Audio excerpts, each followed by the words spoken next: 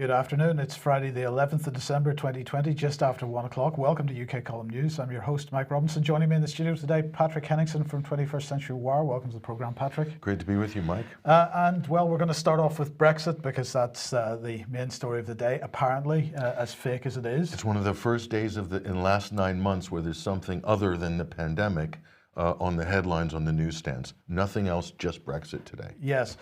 So Ursula von der Leyen, who's of course the president, one of the presidents of the European Union, she's the president of the European Commission, has given a briefing to the various European Council members, Macron and Merkel, of course, being the key players there, that perhaps there won't be a deal done after all. Now, this is a little bit longer video clip than we would normally play. It's a couple of minutes, but let's just listen to what she had to say, because there's a couple of important points we want to pick out of this. Finally, I briefed the leaders on the negotiations with the United Kingdom. Positions remain apart on fundamental issues. On the level playing field, we have repeatedly made clear to our UK partners that the principle of fair competition is a precondition to privileged access to the EU market. It is the largest single market in the world, and it is only fair that competitors to our own enterprises face the same conditions on our own market. But this is not to say that we would require the UK to follow us every time we decide to raise our level of ambition, for example, in the environmental field. They would remain free, sovereign, if you wish, to decide what they want to do. We would simply adapt the conditions for access to our market accordingly the decision of the United Kingdom, and this would apply vice versa. On fisheries, here also, we continue to have a gap. We have not yet found the solutions to bridge our differences. We understand that the UK aspires to control its waters. The UK must, on the other hand, understand the legitimate expectations of EU fishing fleets built on decades and sometimes centuries of access. On these and other points, our negotiators are working. We will decide on Sunday whether we have the conditions for an agreement or not. In the meantime, the Commission has proposed 4 targeted contingency measures today. They provide a short-term fix to ensure basic connectivity in air and road transport for 6 months. And we are also proposing to the UK to ensure reciprocal access to each other's waters for next year. One way or the other, in less than 3 weeks, it will be new beginnings for old friends. Thank you. So, new beginnings for old friends, Patrick, is the message. They're going to effectively extend the transition period for 6 months, is what you just said there, with these 4 steps to make sure that there's a transition. Right? And she said that was going to go for 6 months. That's air, road and transport. But the first question, is the EU the largest market in the world? That's the first statement that she opened with. And actually, technically, I don't think that's true. It's only the largest single market when Britain's in it. So now that Britain's out, I don't think they can rightfully boast that in terms of either total GDP or total market cap. I think they might even be falling into sort of second or third place because it is, between China, the United States, and North America zone. I don't know what the situation is with the North American Free Trade Agreement at the moment. It's contentious in certain areas with this president, but yeah, so that's an interesting gambit. Right, but she suggested that maybe that Britain might want to go in its own way in certain areas where the EU's ambition was bigger than Britain's, and she suggested environmentally the EU's ambitions are bigger than Britain's. And this is, of course, complete nonsense, because Britain is absolutely driving the new Green Deal at the moment. We are the first to be pushing. We're building back better. This is the the slogan for the new Green Deal. This is a bit of Punch and Judy there with There the is. EU and Britain. There is, absolutely. So I'm not reading anything very much into this statement. She said that decisions will be made by Sunday. I think there's plenty of time for the negotiations continue. In the meantime, there's plenty of time for a deal of a kind to be done. But just before we move on from this, let's just listen to what Boris said yesterday, because of course he was also not being quite correct or accurate or telling the truth, in other words, in what he said. So have a listen to this. I do think that we need to be very, very clear. There's now a strong possibility that we will have a solution that's much more like an Australian relationship with the EU than a Canadian relationship with the EU. That doesn't mean it's a bad thing. There are plenty of ways, as I've said, that we can turn that to the advantage of both sides in the conversation. There are plenty of opportunities for the UK. But yes, now is the time for the public and for businesses to get ready for January the 1st. Because, believe me, there's going to be change either way. There'll be change whether it's a Canada-style deal or an Australia-style deal. But okay, so first of all, what deal does Australia have with the European Union? And of course, the answer is, well, none at all. There's no free trade deal, in the sense of a Norway-style deal or a Canada-style deal. Basically, Australia's relationship with the EU is based on WTO rules. So when he's talking about an Australian, what he said, an Australian relationship, that means WTO. Okay. In fact, yes, effectively it does. So the question is, what is actually going on here? And well, we need to go back to 2016. Now, I published this on Facebook in 2016, the best of both worlds. What will we be voting for? Sorry. So this was published in February of that year, 6 months before or 4 months before the referendum. And this was about David Cameron's tour around the European Union. 18 months he'd been running around the European Union trying to get a better arrangement as he was presenting it.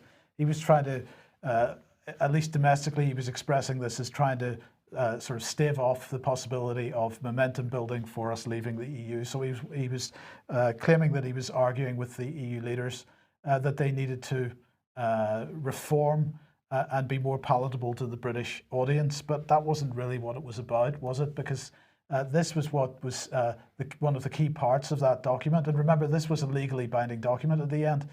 So it said that concluding all the trade deals already underway would ultimately be worth in total more than 20 billion a year to UK GDP. This includes the UK's top trade priority, an agreement between the EU and the US, the Transatlantic Trade and Investment Partnership, which alone could add 10 billion to UK GDP. Now, this is key because this is what he was saying. The TTIP was the UK's top trade priority.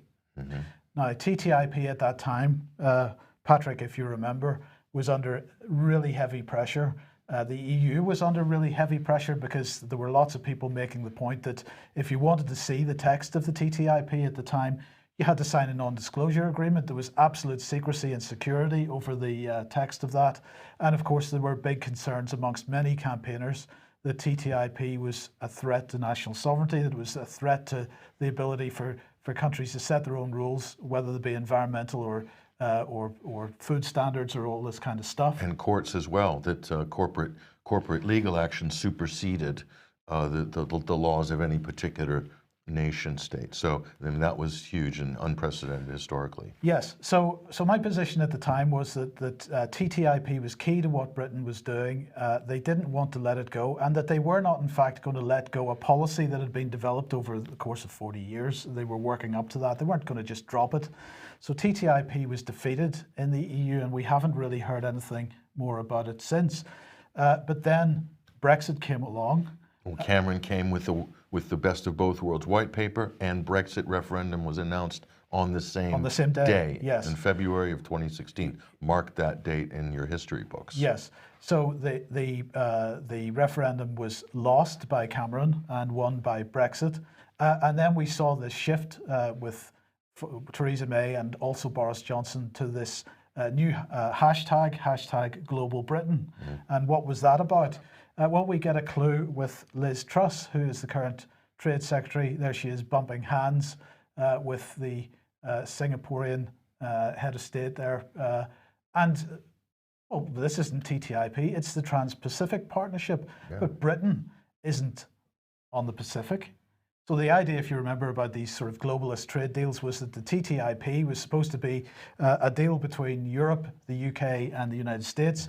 The Trans-Pacific Partnership was the United States, China, Australia, New Zealand, the countries around the North Pacific, America, South America, and Australia. the Pacific Rim. But the problem was that Trump came along in 2016, and one of the first things he did was say, TPP, we don't want that.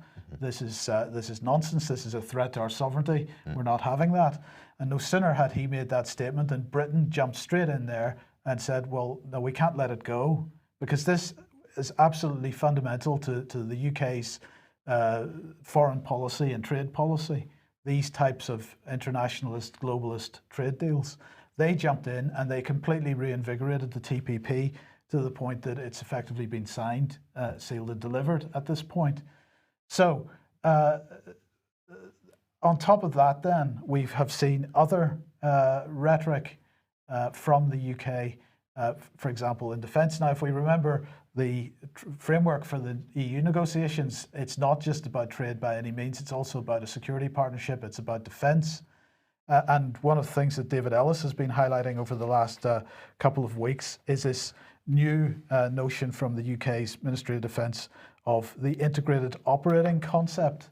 And that is basically about Britain positioning itself as the glue that binds together international defence. So that's the UK, the EU, and as Mike Pompeo announced a couple of weeks ago now, the United States, because the United States wants to come in to European Defence Union. But so European Defence Union is no longer European Defence Union, it's just Defence Union. So Britain has now positioned itself mid-Atlantic between the EU and the US as the glue that binds these together on defence. And I believe that's where we're heading. And I said that in 2016, we're heading for the UK positioning itself under this Global Britain mantra as being the glue that binds together the US, the EU and the UK in what is going to look very like the Transatlantic Trade and Investment Partnership. So for trade. So basically, just to sum up what you're saying, Mike, is that Brexit comes along, TPP not popular, TTIP not popular, Brexit comes along, it offers Britain an opportunity to reconfigure its position in between these two powers, Europe and the US and North America. And effectively, we get TTIP and TPP by fiat, Yes. by global administrative, let's say corporate fiat. So it really, Brexit allowed for a runaround in that sense. So, I mean, the irony here, Mike, is that the mantra of Brexit, how it was sold to Middle England, was that this was about, our national sovereignty and our, that impulse, that national impulse and, the pride of Britain. But in effect, that Britain could be selling its own sovereignty and the sovereignty of other countries down the river through these these corporate agreements, TTIP and TPP, where effectively you lose your national sovereignty if you are signed into this binding globalist framework. So I think that's an interesting twist on Brexit, isn't it? It is, and of course it doesn't mean that we will actually come out of the EU completely as a sovereign independent state. We have brought all the EU legislation onto the UK statute books. We are currently aligned with the EU, and in some areas we may find that that extra flexibility of coming out of the EU treaties, the Treaty of Nice, Treaty of Lisbon, and so on, that we were part of and that we were part of in the past, gives us the ability to actually bring these other countries in as a bridge, and we'll see how that goes. But that's how I see it. So Britain's the hub of this new sort of refit or facelift of the globalist kind of framework internationally. And so where does that leave, Mike? Last thing, for the Green New Deal and the Great Reset, this also positions Britain perfectly for that. In the fulcrum, Yes. a fulcrum position Yes. for that. So for that globalist agenda, and that's what Boris Johnson has been aggressively pushing, especially in the last 6 months. Yes. Yes, indeed. So, well, what's Labour been up to with respect to Brexit then? Well, I just thought this was an apt comment here by left-wing commentator here. His name is, this is David Osland. He's saying it turns out that Corbyn's position on Brexit, accepting the referendum result, but seeking a customs union and a single market access was the only realistic way forward. His gloating opponents should pause for reflection. Would you agree with that statement? I mean, it is a bit late, it's kind of a looking back yesterday's statement, really, but what do you think about that? I think we've got to wait and see what happens because, look, Brexit was a fraud from the beginning in the sense that they split it into two, the divorce, that took us out of the key treaties. But then we negotiate a future relationship. Well, they may not finish that negotiation by the 31st of December, but there is going to be a future relationship, and I think there's a lot of work and a lot of time to pass before we see how that future relationship finally pans out. We may not be full members of a customs union and a single market on day one, but that is not a static position. And where does this leave the internal markets bill? Or where does this leave the Irish border issue? I think that is one of the areas where they already have agreement on the Northern Irish border issue. And I'm still fairly certain that by Sunday they'll probably have most of these other issues knocked off. Interesting. So, yes. It'll get interesting. Where does that take us? Well, let's see. Where does that take us? To the U.S. election. And so looking at the U.S. election, a lot of people are asking, what's going on with the U.S. election? And I might have, there we go. We say, what's going on with the U.S. election? Well, it's difficult to say. Right now, there are legal challenges in play. And the question is, is Biden going to be chosen, inaugurated in January? That's the big question. So it looks like a fait accompli. It's certainly from the press's point of view, certainly from the Democratic establishment's point of view, the media, absolutely, it's over basically. But a number of states have certified their elections. All 50 states. You could say there's an announcement made in the last couple of days that will bring us also to the interesting YouTube story as well. But the legal challenges will continue. They will continue regardless. Even if Biden becomes president, I think that you're going to see these court challenges, legal challenges will continue. There's going to be a big push for electoral reform in the United States. There has to be, in fact, because if not, really the Republicans are conceding all elections in the future in perpetuity. If there's no election reform, if they don't get off the electronic voting system, and they allow local partisan machines to control the counting process and things like this. So Joe Biden, he's making announcements, Mike. He's making declarations. I don't know what to make of it, really. I mean, listen to it for yourself. Okay, let's have a listen to this. My first 100 days is going to require, I'm going to ask for a masking plan. Everyone for the first 100 days of my administration to wear a mask. It will start with my signing an order on day one to require masks where I can under the law, like federal buildings, interstate travel on planes, trains, and buses. I'll also be working with the governors and mayors to do the same in their states and their cities. We're going to require masks wherever possible. But this goes beyond government action. And so, as a new president, I'm going to speak directly to the American people and say what I'm saying now. We need your help. Wear a mask for just 100 days. It's the easiest thing you can do to reduce COVID cases, hospitalizations, and death. Help yourself, your family, and your community. Whatever your politics or point of view, mask up for 100 days once we take office. 100 days to make a difference. It's not a political statement, it's a patriotic act. It won't be the end of our efforts, but it's a necessary and easy beginning, an easy start. Right, so that was a Breitbart put that clip together. But so he's saying wearing a mask is a patriotic act, and it's just, this is the beginning. So apparently the government has done nothing. State governors have done nothing for the last 9 months. That when Biden becomes president, it'll be a new beginning and new measures will come in. And the first act of patriotism is to wear a mask for 100 days. Now is the time, he says, 100 days. So it's a symbolic thing. So what the Democrats are doing clearly is a strategy which will be, you know, if they can get people to buy into this 100-day business, and then they'll drop the statistics, they'll, you know, start moving, change the reporting, and then declare a kind of COVID victory with vaccines and lower death counts.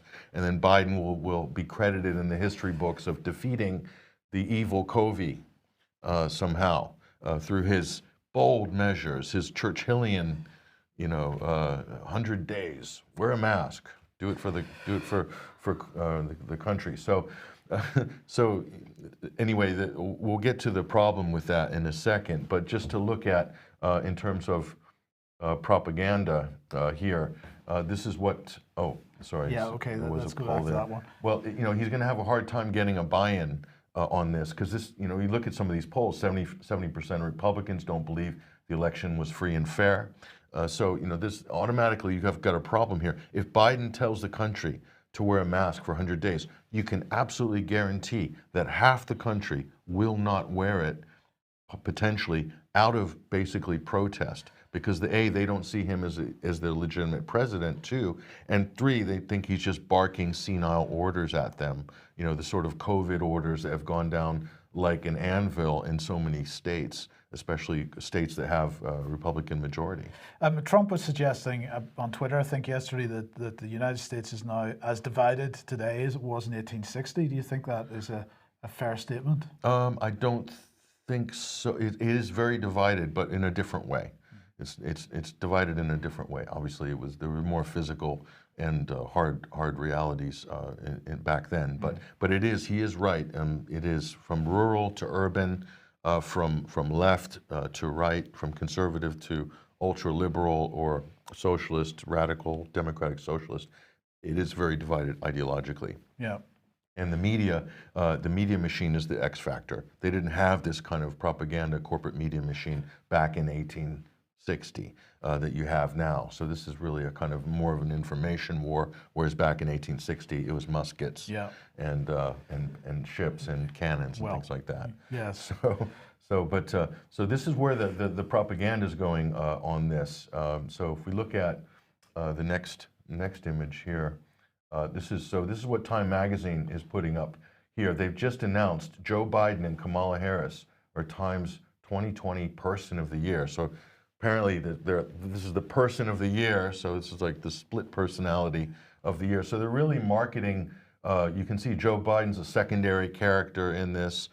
Smaller image, kind of an old man off to the side, and Kamala Harris. So it's very likely, Mike, obviously this is signaling here from the intelligence community, because it's, well, I'll get to this in a second. Time. But why would Time have Biden on a red background? It's interesting. I'm not sure. Associating him with Republicans or the enemy or something. So really, he might not last. Really, he might not last his 100 days. Definitely not more than 6 months. It could be like a health episode, and I'm sure they would be more than happy to sacrifice him at the altar of COVID somehow, make him a medical martyr, and he has to step down or whatever. And then you get this unelected, unpopular, divisive character, Kamala Harris, who has 0 mandate. If Joe Biden has a very small mandate, Kamala Harris has very little. So, but that leaves us to the next issue here. So this is the CIA. Is long known. Time Magazine is a CIA sort of cutout organization. So that's well known throughout history. And so this is a letter here. I just wanted to point this out from the Washington Post. In 1976, this is Donald M. Wilson, the VP of Corporate and Public Affairs, basically trying to make an explanation in the press at the time that they weren't running fake stories about Allende, which the Chilean president that they deposed, overthrew in a violent coup back in the early 70s. So, I mean, there's a long history of the CIA running Time as a kind of it's a mouthpiece, basically, of the intelligence community. I mean, that's well documented throughout history. And there's other newspapers. The New York Times has kind of filled that. The New Washington Post has also been accused of being a mouthpiece for the deep state in America. So they're really going all out in terms of this, trying to legitimize Kamala Harris and Joe Biden in the eyes of the public. Why would they work so hard as to give somebody an award before they've even done anything? It does remind me of Barack Obama's Nobel Peace Prize, which he was given before there wasn't even any dirt on the rug at Pennsylvania Avenue. I think it was just a few weeks after he was inaugurated, he got a Nobel Peace Prize. So it's kind of a preemptive, encouraging prize. So I mean, this is what the liberal establishment do. They lop awards on people who are really struggling for public legitimacy. Andrew Cuomo in New York, he's getting loads of awards now after the debacle and his healthcare massacre. All the lockdowns are massive failures and so forth. He keeps getting awards every week now. And Bellingcat is another example.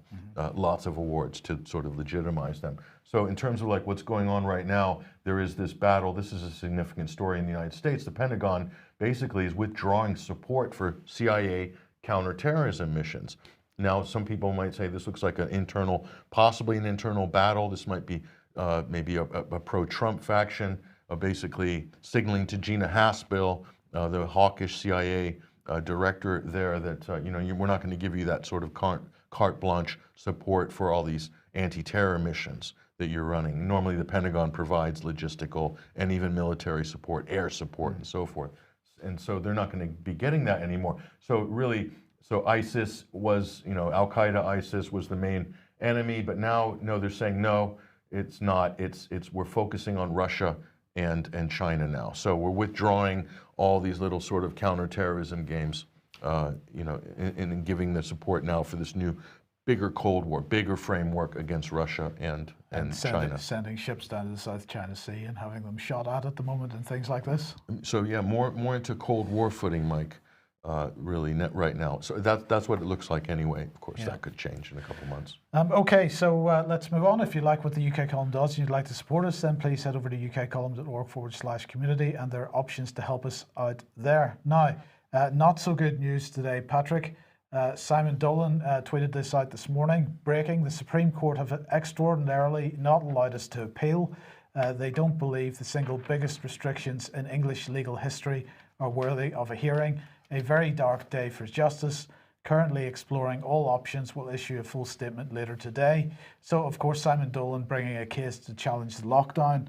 He had a High Court case on the 1st of December, and that was going to appeal to the Supreme Court.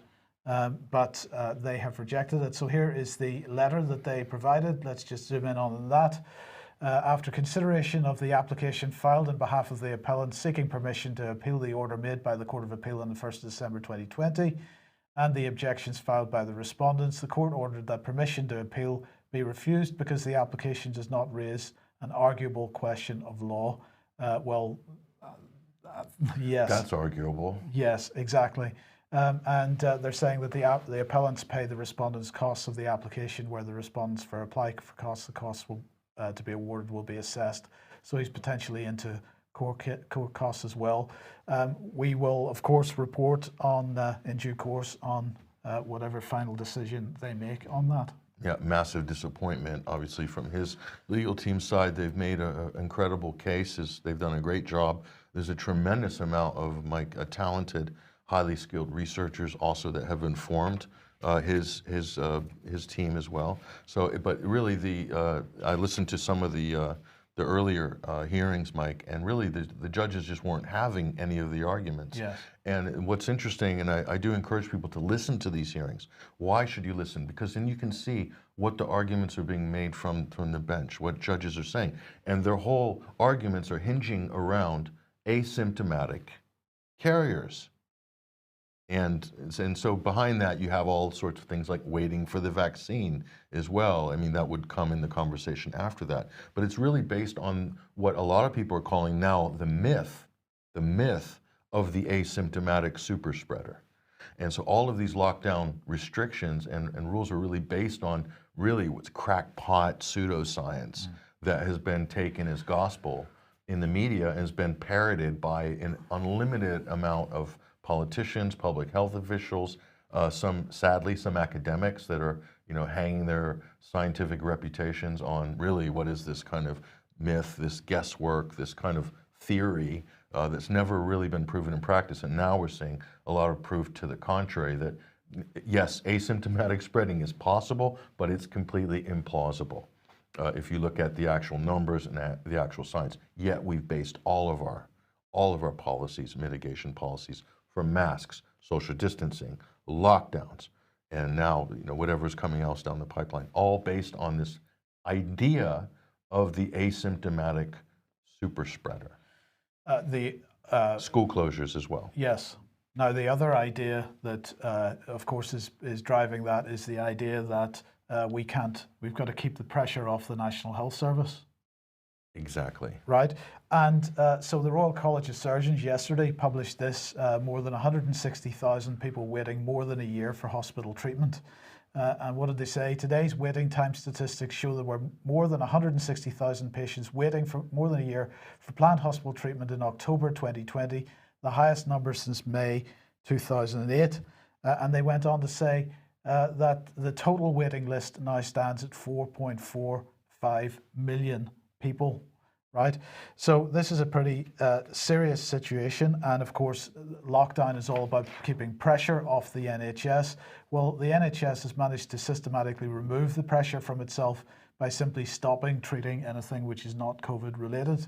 And we're seeing stories in the mainstream press regularly about people that have died as a result of having their cancer treatment stopped and not getting emergency treatment and so on. And that's also indirectly supported by Project Fear in the media, Project Fear by the government. They have also frightened a lot of people away from seeking urgent care and care that they need. And it's become more difficult as well just to get basic access to your GP for that first step. Yes, and as we've been making the point over the last several weeks, if you look at the excess mortality, because there is some excess mortality, it's nowhere near the levels that we saw in the spring, but if you look at the excess mortality that is going on at the moment and look at where people died, they were mainly, the main excess mortality is from people dying in their own homes. Yep.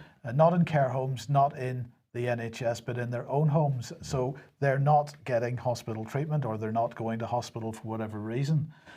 This is the from the Royal College of Surgeons, Professor Neil Mortensen, saying yet again these waiting time figures drive home the devastating impact COVID has had on wider NHS services. No, I'm going to have to disagree with you, Professor Mortensen, because this is not about the impact of COVID.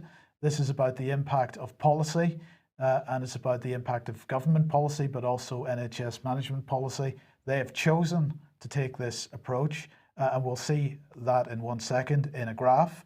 But then he went on to say waiting lists for planned treatment were already heaving when the virus first struck. Now, of course, this applies to the economy as well. This is true because we're seeing more and more retail companies going out of business in the economy. This isn't only as a cause of lockdown. These were companies that were already on their last legs in many cases, and the lockdown was just the straw that broke the camel's back, as it were. It's exactly the same in the NHS. The NHS was already under pressure, but they have chosen to take a particular direction with respect to how they're going to treat people, and as a result they're making matters systematically worse.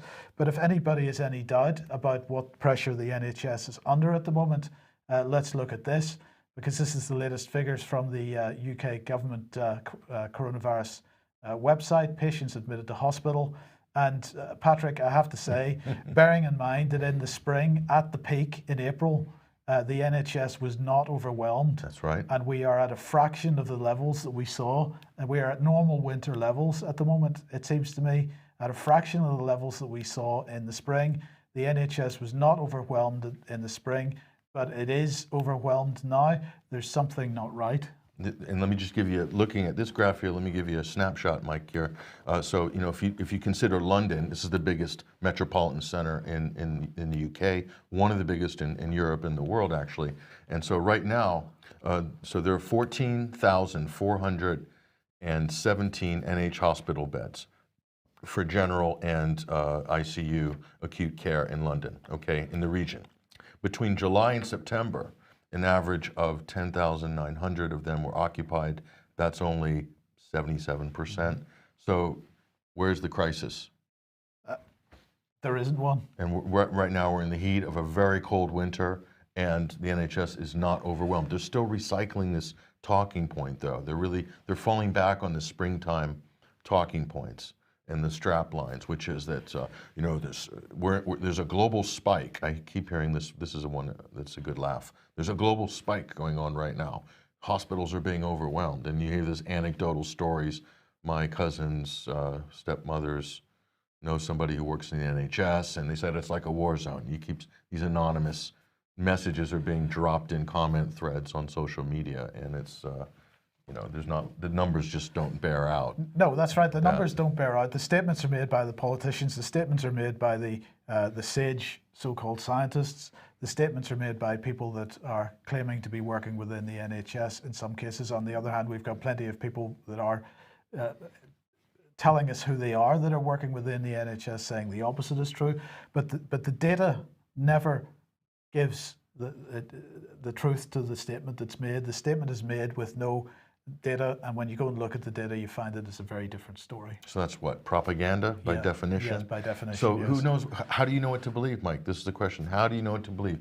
And on top of that, we have the theatrical performances, which we've highlighted on this program over the last week, Matt Hancock being a great performer on this stage. And this brings us to this quote here, "All the world's a stage, and all the men and women are merely players," says William Shakespeare, and there he is getting his inaugural COVID mRNA jab there. That's William Shakespeare himself playing that role on the stage. And so speaking of actors, to bring in the clowns, who have we got? Matt Hancock. Matt Hancock. Let's listen to what he has to say. On Tuesday in Milton Keynes, it was great to meet some of the patients and the staff involved. And I love what Barbara, who's 82, said when she got her jab there. She said, "I'd much rather get the vaccine than COVID-19 itself." I'm with Barbara. It's free according to need, and it's the very best way to protect you and to protect those around you. And when enough people get vaccinated, and we see those hospitalization numbers coming down, we can then start lifting the restrictions which have made this year so tough. So first, that's a great T-shirt concept. I'm with Barbara. How about that? Should we launch that? I think so. Bumper stickers. I'm with Barbara. So the first thing I'm going to say about Matt Hancock, he's saying 82-year-old Barbara who just got vaccinated. Listen, the median age, I think that's the correct statistical term, the median age of someone dying of COVID in this country is higher than the median age of death. Yeah. So what does that tell you? You're probably better off getting COVID. Otherwise, you'll die younger of natural causes, Mike. But he said what's important is the quid pro quo. He says if enough people get vaccinated and we see the ICU, the hospitalizations go down, then we can all get back to all the things we love, back to life as normal. Well, we just showed you that hospitalizations are not above 5-year averages. They're normal. So where's this crisis? Where's the pandemic? This is a very good question. And as for whether the vaccine is actually going to do any good or not, let's have a look at this. Now, we showed on Wednesday the Regulation 174 information for UK health care professionals, unbranded, nobody's name on it. It was apparently coming from the Department for Health and Social Care, but we don't know that that's who wrote it. A lot of Americanizations in this document, and I'm going to suggest that it was either a direct copy and paste job from Pfizer propaganda, or it was written by Pfizer themselves. But anyway, this is what it said. The safety of COVID-19 mRNA vaccine, the Pfizer one, was evaluated in participants 16 years of age and older in 2 clinical studies conducted in the United States, Europe, Turkey, South Africa, and South America. Now, this is a very key point. Why did it have to be conducted across all those countries and continents, in fact? And the reason is that to get the 40,000 people was a real struggle for them. And if you remember a few months ago, the headlines in the mainstream press that for the Oxford vaccine, they were worried and complaining that they couldn't find enough people for the trials. because there weren't enough people with coronavirus infections to take part. So anyway, this is perhaps why this was so spread right around the world, and they only managed to find 40,000 people to take part, according to this document. And then, of course, what this document also said was that out of these, at the time of analysis, only 9,531 vaccinated people were actually being evaluated for safety 2 months after the second dose. Okay, so that's very important as we go forward. Now, yesterday, the FDA, the Federal Drug Administration, published this document. This is Vaccines and Related Biological Products Advisory Committee meeting, December the 10th, 2020. And it's at least labelled as to who it should be attributed to, which is the FDA. And it's all about the Pfizer-BioNTech COVID-19 vaccine. And here's the thing that perhaps the UK document was less honest about. At the bottom, what does it say? Sponsor Pfizer and BioNTech, right? So what is this? Is this the FDA talking about a vaccine, or is this Pfizer and BioNTech talking about a vaccine? I think this is pretty key, and I think that's why the British version of this document was unattributed. So the regulator is basically being run by the corporations that they're supposed to be regulating. Absolutely. So then let's move on and have a look and see what this says. This is the key thing for me, because they're already starting to cover their tracks. Sponsors plans for continuing blinded placebo-controlled follow-up. Now, on one of our previous programs, we showed a graphic that the BBC had produced showing the difference between the current batch of COVID-19 vaccines and what traditionally happens. What traditionally happens, Patrick, as you know, is that it takes 10 years to get approval for a vaccine. And over those 10 years, they follow the people that are involved in the trials, and they make sure that they come to no harm in that time. That's what is supposed to happen. In this case, we haven't done these 10-year trials. We've done 6 months of trials. And preceded by a few years of animal trials. Preceded by. Right, yeah. right. So they don't go to the human trials straight away. That's right.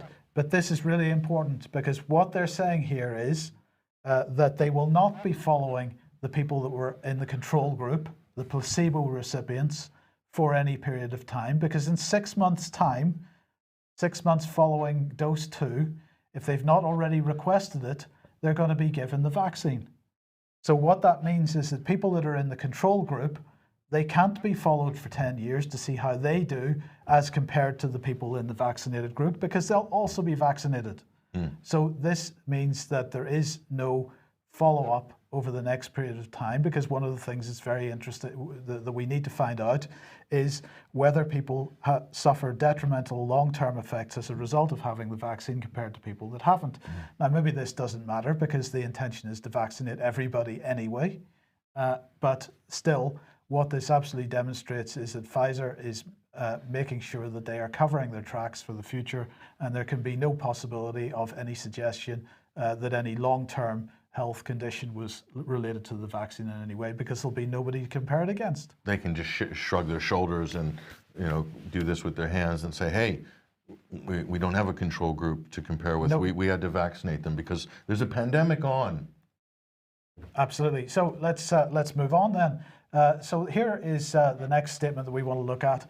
In a mid-November analysis of 36,621 participants, randomized 1-to-1 to vaccine or placebo, efficacy in preventing confirmed COVID-19 occurring in the last 7 days, at least 7 days after the second dose of vaccine was 95%, with 8 COVID-19 cases in the vaccine group and 116 COVID-19 cases in the placebo group.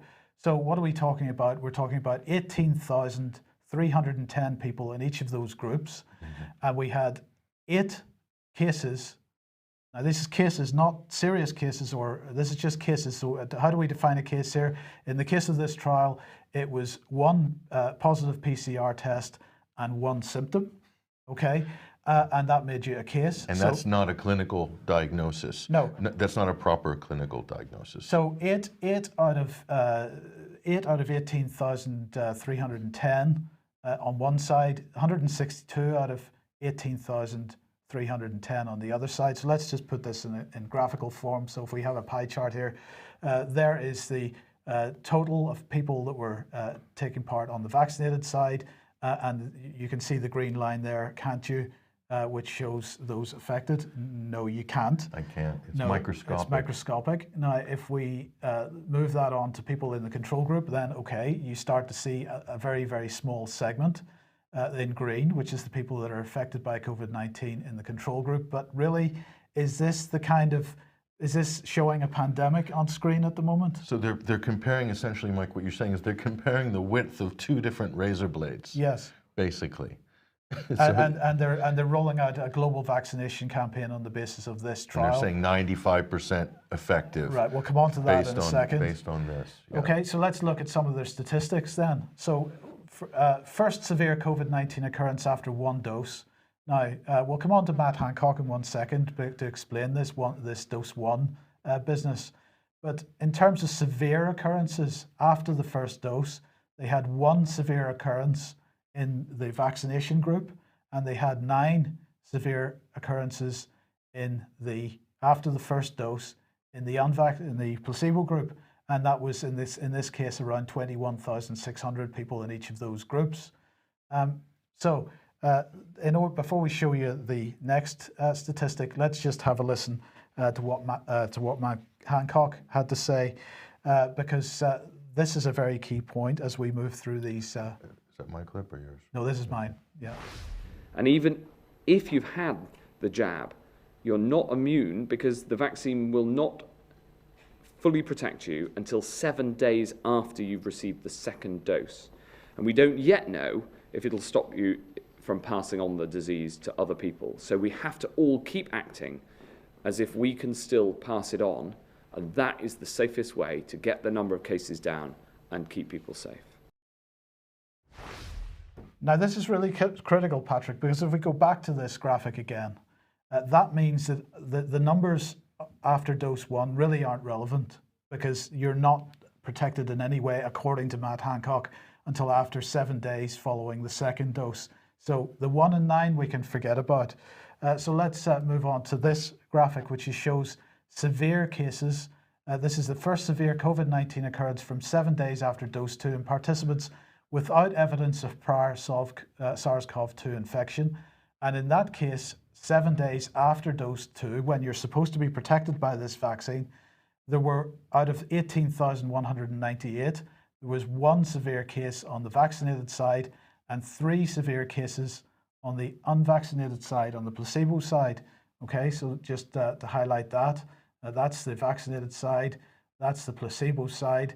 So if we put that into a graphic here, well, we can see that there is effectively nobody affected on the vaccinated side, but equally there is nobody affected in the control group.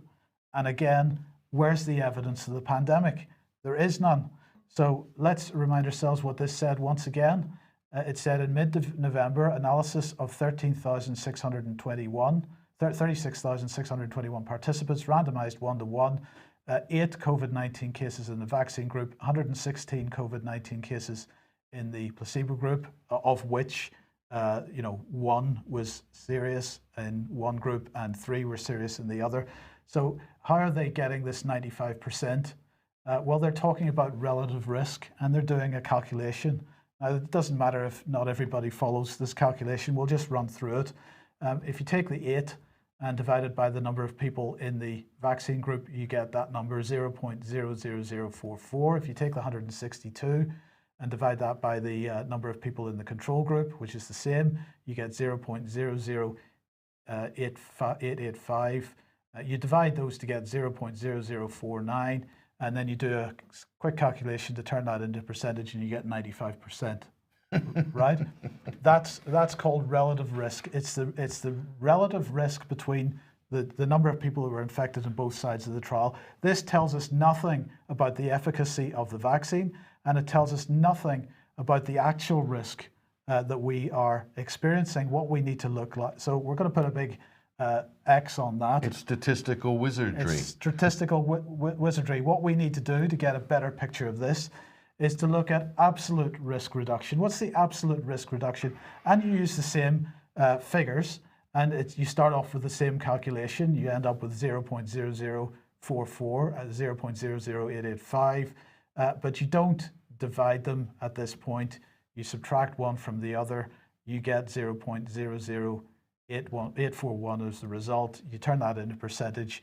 This is the absolute risk reduction, 0.8%. There is only a 0.8% absolute less chance that you're going to end up with COVID if you're vaccinated as if you're unvaccinated, in which case, why are we rolling out a global vaccination campaign? It's a total corporate whitewash, and the politicians are basically sucking this up from AstraZeneca, from Pfizer, from Moderna, and regurgitating it to the public as if 95% effective, trust us. This is what Pfizer told us, so just trust us. And then the people are repeating that out on the street. You hear people out in the street. I was in a black cab recently, and the black cab driver, we're talking about vaccines. He's saying, well, I like the Pfizer one. I prefer that. It's a bit more effective. It's 96%, I think. And the AstraZeneca, it's not as effective. It's about 94. So they've got the public basically comparing corporate brands on vaccines, parroting these completely whitewashed, bogus statistical claims that are being made by Matt Hancock. They're being made by other health ministers. And when you drill down to it, as you've shown, Mike, there's no provenance whatsoever. None. In these claims. None. And so there's no evidence of pressure on the NHS. We've shown that. There's no evidence that this vaccine is going to do anything. We've shown that. So, and over the months, we've shown that actually there's no evidence of a real pandemic there at all. It's a pseudo-pandemic. So what is going on? And there's no evidence that lockdown reduces the spread of the virus. That is true. And as Matt Hancock has acknowledged, there's no evidence that the vaccine is going to reduce the spread of the virus. Because if, and you're talking about asymptomatic spreaders earlier on. The myth of. Yeah. But are they using this vaccine creating those people? Because what the vaccine actually doesn't produce immunity against anything. All it does is suppress the symptoms, and therefore you potentially are spreading a virus, if there is a virus. You're creating asymptomatic spreaders. Yes. And so this argument isn't being made by us. This was actually being floated out by a lot of people, including Robert F. Kennedy Jr., who said this exact thing in a recent interview with Alec Baldwin on Instagram. Okay, he said this. This is a real risk. This is why it takes 4 to 10 years to develop a vaccine, because it takes time to look at these things. You don't do what Matt Hancock is suggesting, which is to vaccinate everybody and then monitor to see what the effects are. We don't know yet if it's going to be, if they're going to be able to spread it or not or whatever, making claims of immunity. He's made claims of immunity. Other government officials have said you get immunity from this vaccine, and they contradict themselves in the same sentence, saying that actually, no, you're not going to be immune, you can still spread it. I mean, what are these people talking about? They're just making it up as they go along. And I think the pharmaceutical companies are pretty much doing the same thing because they've found a soft touch with all of these politicians who are desperate for a solution, desperate to defeat COVID and to take credit for it, whether it's Trump, Biden, Hancock, or Boris Johnson. Everybody wants to have VE Day against COVID and then suck up all the glory for that, okay? So just to end off this with a bit of common sense, this is Professor Dr. Sucharit Bhakdi from the University of Mainz, an eminent researcher from Germany. In fact, one of the most cited in this microbiology field is Dr. Bhakdi. Listen to what he has to say about vaccines. Would you take the vaccine? Of course not. I'm not mad. I'm not mad. Look, if you are under 70, your chances of dying because of this vaccine are minuscule. 5 out of 10,000 infected people under 70. Now, in order for a vaccine to get licensed, I don't know whether to get approved, it has to be shown to be effective. How do you show a vaccine to be effective? You have to show that it saves lives. But if you're losing 5 out of 10,000 lives, How are you going to show that that number is going to be reduced by a vaccine? You can't. You will never reach statistical significance, because if it goes down from 5 to 3, it's not significant. All right, sorry. So forget it. Why should I want to be vaccinated?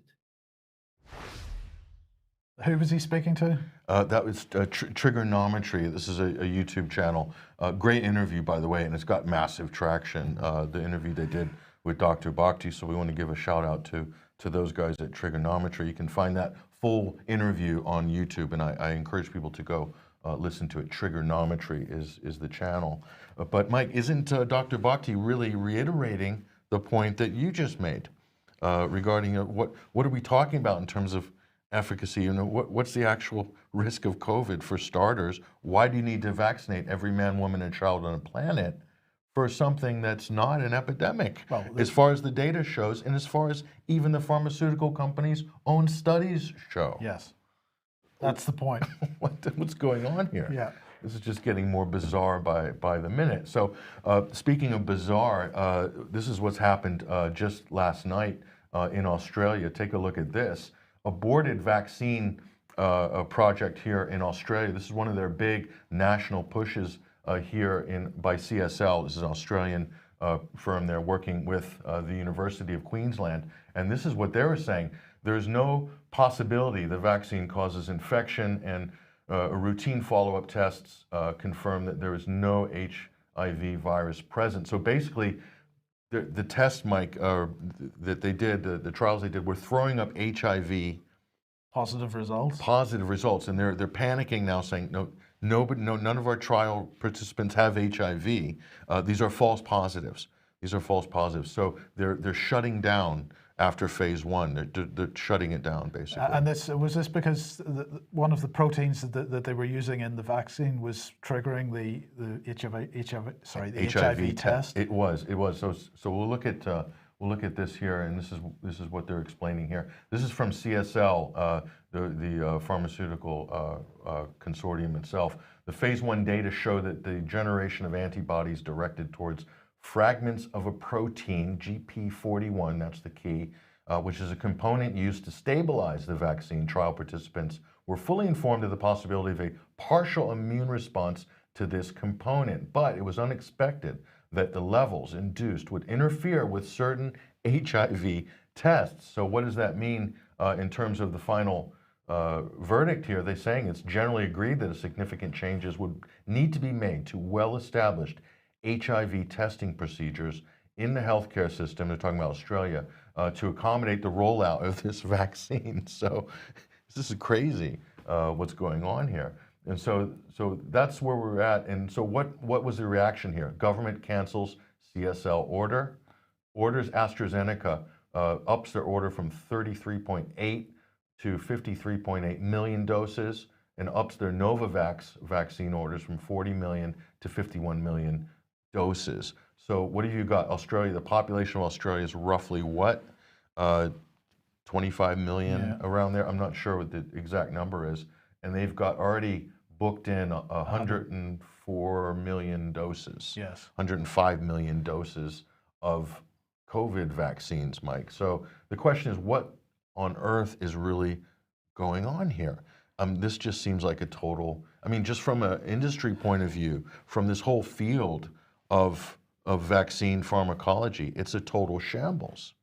And so, you know, we have to look at the purveyors of common sense, and sometimes you find them in unusual places on Twitter. This is Big Chunky Charlie, who I'm now following on Twitter, because this is what Big Chunky said. He said, this goes to show what a general mess virology is. They have no clue what they're doing. They're like the Dark Age alchemists, okay? I agree with Big Chunky Charlie. I'm with Big Chunky on this. Matt's with Barbara. I'm with Big Chunky. And this is what else he has to say, and this kind of hits the nail on the head. Of course, the virus is the new demon, the witch, utterly impossible to determine except by the ordained, their methods, and machines. The average person has no recourse against it, and it is a heretic for attempting it. Some things never change, says Big Chunky Charlie. So it is a total black box, Mike.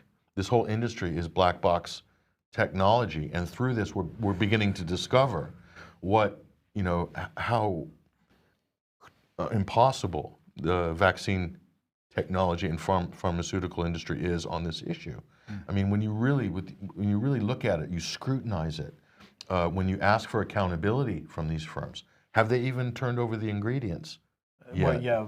They just have. For Pfizer, we know what the ingredients are, yes, but but only of course, just. who's qualified to actually, the general public aren't qualified to know exactly what the implications of each one of those ingredients is. So it relies on doctors and people with experience of this type of thing to speak out. It used to be the regulator who did that, but years ago, the regulator turned around to the industry and said, you test your own products. Yes. And report back to us whether they're effective or safe.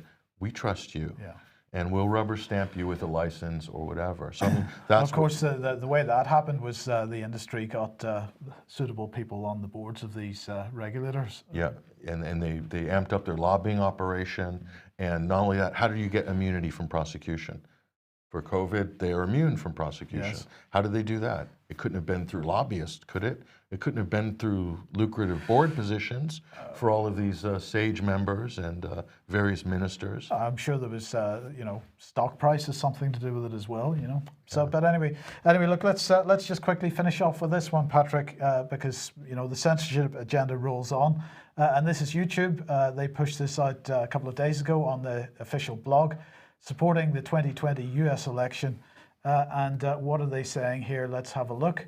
Yesterday was the safe harbor deadline for the US presidential election, and enough states have certified their election results to determine a president-elect.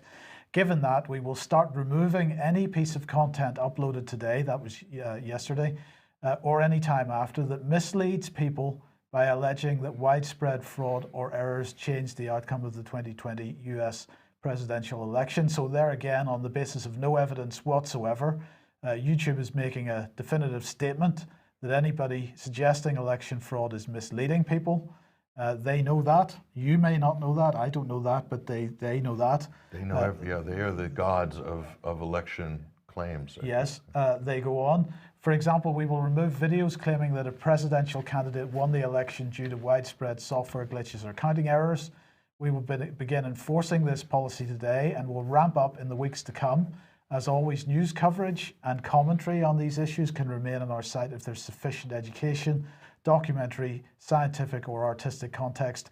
In other words, if you're the BBC or CNN, we're not going to cause you any trouble. It's only the people that we deem to have insufficient education, insufficient documentary, scientific or artistic context that are going to be challenged by this. So YouTube setting themselves up as the arbiters of truth once again. And I'm just going to make the point here to close. Thank you very much to the person who sent me this through. They were watching some content on YouTube and this popped up. What did you think of this video? Help us improve YouTube. And it's the UK Column News from Friday, from Wednesday's program, and they're asking for this individual and others, I'm quite sure, to rate our program because they want to improve YouTube by deciding whether certain content should be there or not. But Dolly says no. Dolly says no. So we're encouraging people to give 5 stars, right? Well, if you see the UK column, be honest. Be honest. Give it 5 stars. Don't hold back. We know you don't want to hold back. Now, what I'm going to say is that YouTube is positioning itself to be the ministry of truth. So, they themselves are saying, don't talk about election fraud because that's not right and that's disinformation. The fact that they're saying they're going to pull down content of people talking about real legal cases that are in the courts right now in a number of states to do with mail-in ballot fraud, illegal voting, fake post office boxes and so forth, unregistered voters, problems with electronic voting machines, Dominion and so forth, saying that you're going to take that down. That itself is election meddling. So they're guilty of the very thing that they're claiming to want to be shutting down here. I mean, this is like Soviet era this is worse. This is completely Orwellian. So who gives them the license to be the ministry of truth? And so this is just a dangerous place to be. And I'm going to say, where was YouTube and Google? Where were the fact checkers? Where was these declarations of editorial control of your platforms when people were pushing out the absolute fantasy, fiction of Russiagate, that the Russians installed Donald Trump in the White House in 2016? We heard no end to this on every major mainstream media platform with reach that is much broader in terms of billions of media impressions compared to independent YouTubers and effectively marginalized outlets that are trying to report on all of these legal cases that are being made by the Trump administration, by the Trump legal team. Whether they're successful or not is a moot point. Whether they're real or true or not is a moot point. They're going through legal due process.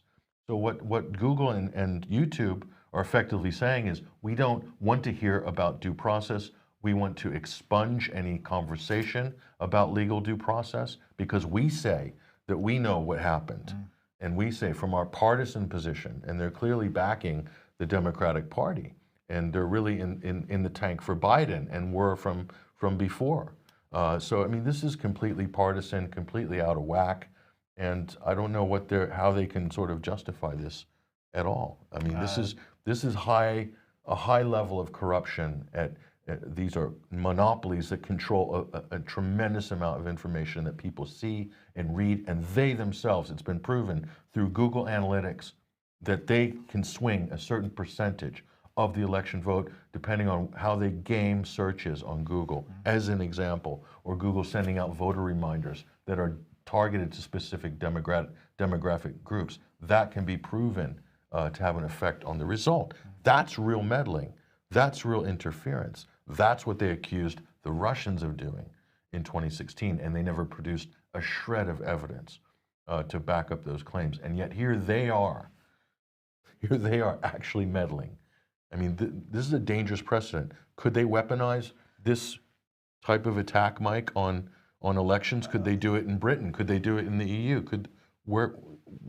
I think they've already weaponized it on everything, not just elections. I think that is the case. Politics and that's where we are. All sorts of discussions. Yes. Yeah. Yes. So, I mean, decide how you want to push back against this, but it needs to be pushed back against for sure. Yes. It does. Okay. Well, look, we'll leave it there for today. Thank you very much for joining us. Thank you for joining us, Patrick, today. Have a great weekend. We'll be back at the same time, 1 p.m. as usual on Monday, and we hope to see you then. Bye-bye.